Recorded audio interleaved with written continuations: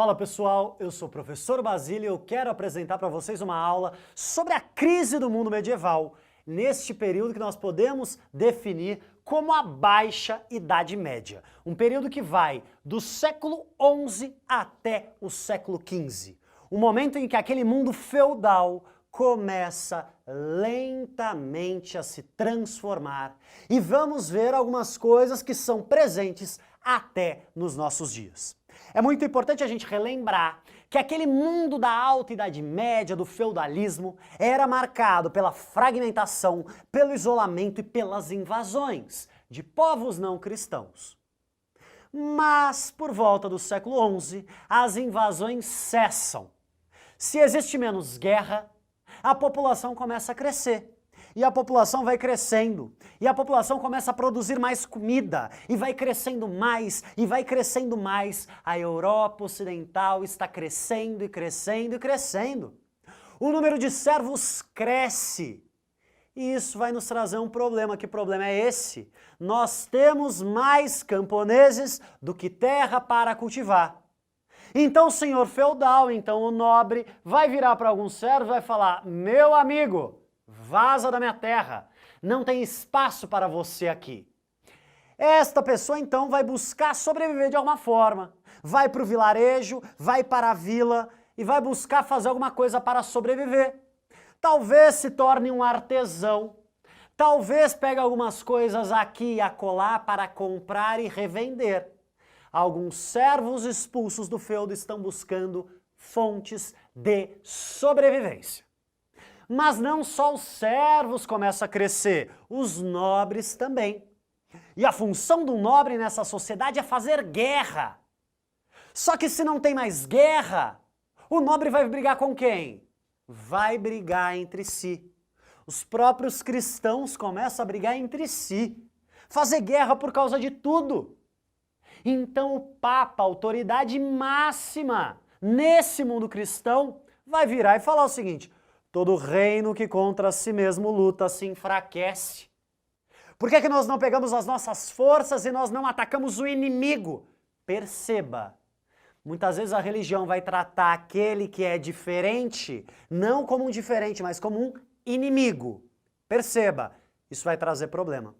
Mas esse é o discurso do Papa, e o Papa então vai organizar as cruzadas, um processo de expansão da cristandade. A cristandade vai se juntar, se armar, preparar para a guerra e ir em direção a Jerusalém, a chamada Terra Santa, combater os muçulmanos, combater então aquela outra religião. As cruzadas são um movimento de expansão religiosa, mas também política, mas também territorial. E as cruzadas vão ser tratadas como uma guerra santa. Da mesma forma que os islâmicos tinham a sua jihad, os cristãos terão a sua guerra santa. Percebam, são perspectivas diferentes, mas que se encaminham para o mesmo problema: a incapacidade de lidar e respeitar o que é diferente. Para os cristãos, as cruzadas terão consequências muito importantes. Não conseguem reconquistar Jerusalém, perdem Jerusalém.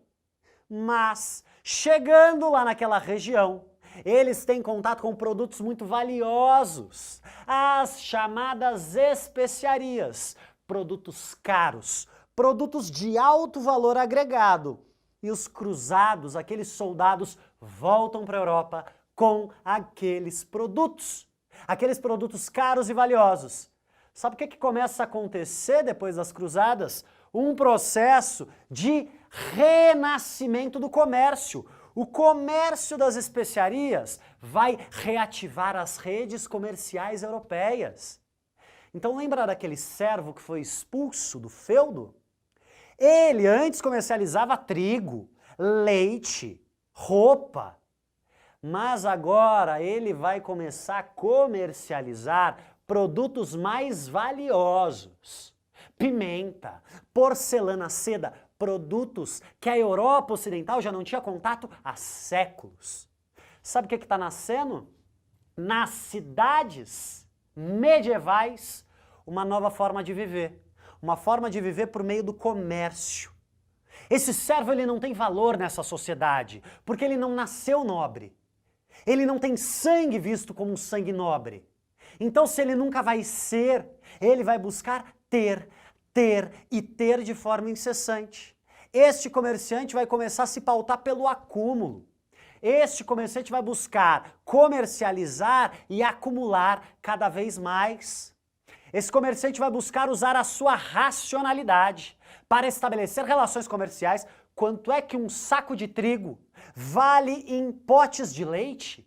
Ele vai utilizar então a sua razão. Já não vai ser mais uma razão abstrata, pensar numa ideia abstrata. Vai ser uma razão concreta, utilitária. Esse cara está pensando para ganhar dinheiro. Sabe o que está nascendo? Uma nova classe social. Naquelas pessoas desprezadas, que não são nem do clero nem da nobreza, nós não teremos mais somente camponeses. Nós teremos também a burguesia. Está nascendo uma nova classe, uma nova forma de pensar, por meio do comércio, por meio da troca e por meio do acúmulo.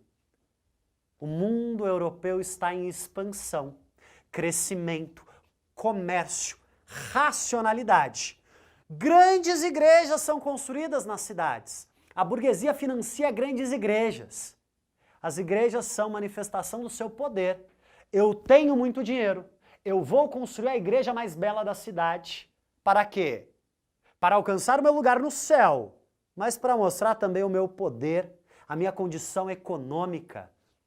Perceba, a burguesia não tem poder político, ela tem poder econômico. O espaço mais importante já não vai ser mais a praça pública, a praça vai ser o espaço econômico. O poder fundamental neste mundo é o poder privado. É dentro da casa que a burguesia exerce o seu poder.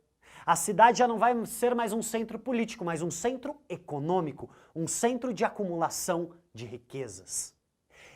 Só que esta Europa ocidental, que está num processo de crescimento acelerado, ela vai entrar em crise. Tudo que é bom dura pouco. A Europa, neste processo de crescimento, vai viver uma grande crise. A crise do século XIV. Meus queridos, a crise do século XIV, ela é uma crise que tem 3 manifestações: peste, fome e guerra. Este mundo que estava em crescimento e expansão vai viver um grande chacoalhar, uma grande instabilidade. A palavra crise é uma palavra muito interessante, porque crise não representa somente o fim. Crise muitas vezes representa um recomeço, representa uma nova possibilidade. O que acontece na Europa neste século XIV?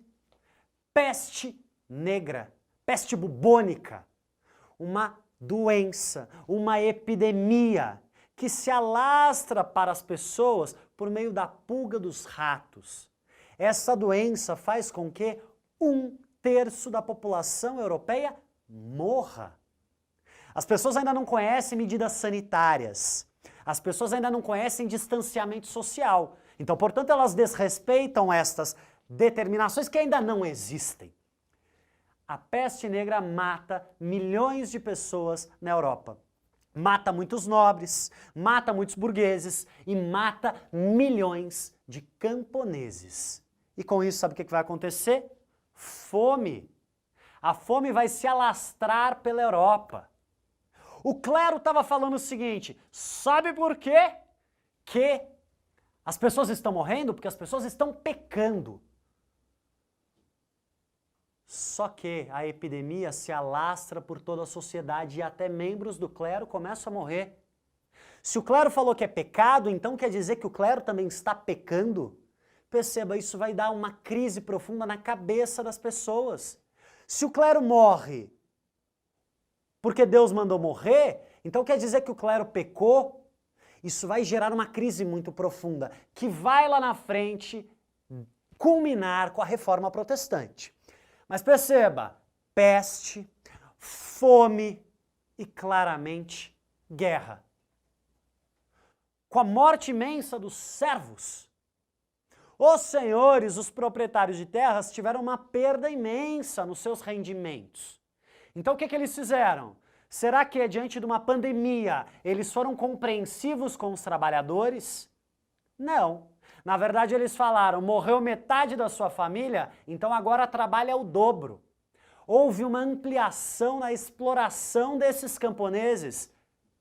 E aí, sabe o que acontece? Quando nós temos um aumento da exploração, nós temos claramente uma revolta. Nós teremos revoltas populares, revoltas no campo, revoltas camponesas, mas também revoltas nas cidades. E estas revoltas chacoalham e abalam a estabilidade do mundo feudal. O andar de baixo está revoltado, o andar de baixo quer acesso à terra, o andar de baixo quer por fim a exploração do seu trabalho. E isso ameaça os privilégios de nobreza e do clero, mas também da burguesia nas cidades. Essas grandes revoltas do século XIV vão contribuir para a centralização do poder. O rei, que na Alta Idade Média era somente uma figura simbólica, o rei vai buscar cada vez mais centralizar o seu poder. Ele vai montar exércitos para reprimir as revoltas camponesas. Desta forma, ele mantém os privilégios e, por outro lado, ele centraliza o poder. O mundo medieval entra em crise quando a Europa começa a crescer e quando a Europa centraliza o seu poder. Só para a gente recapitular a aula, esta foi uma aula sobre a crise do mundo medieval e nós vimos os efeitos do crescimento da Europa Ocidental, o crescimento da cristandade para o fim desta forma de existência. Um forte abraço e um bom estudo!